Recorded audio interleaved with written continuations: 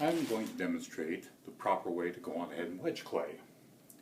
Wedging clay goes on ahead and reconstitutes the moisture within it so it's all the same humidity, hydration, and also draws out the air bubbles so you don't have those problems to put up with as you are throwing on the wheel.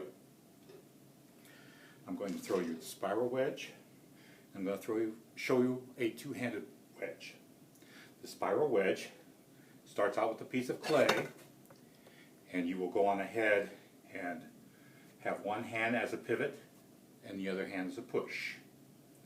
So you'll do the push, pivot, push, pivot, push, pivot,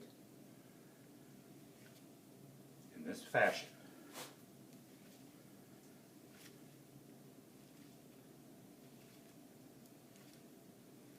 And as you go along,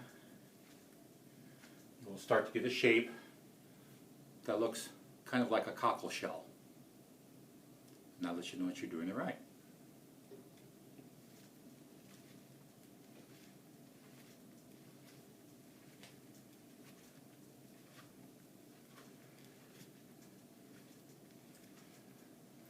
Now the other type of wedge I'm going to show you is with both hands.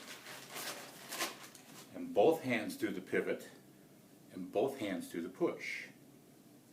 So you will get a push, pivot, push, pivot, push, and pivot.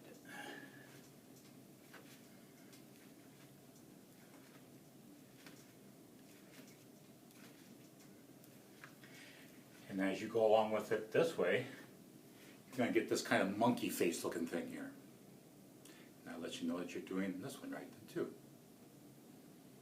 Now the reason you go on ahead and wedge here, and I have people who don't wedge, who don't want to wedge, it's too much work, it's too boring, and things like that. And then they will go on ahead and complain about how come I can't throw anything on the wheel bigger than a canary water and a dog dish. Well, you're fighting the clay too much because you haven't wedged it properly. Now you'll go on ahead and wedge your clay, and the clay itself will go on ahead and change consistency. It's like it gets a second wind, and you'll feel it. I don't know how else to explain it. But as you are wedging,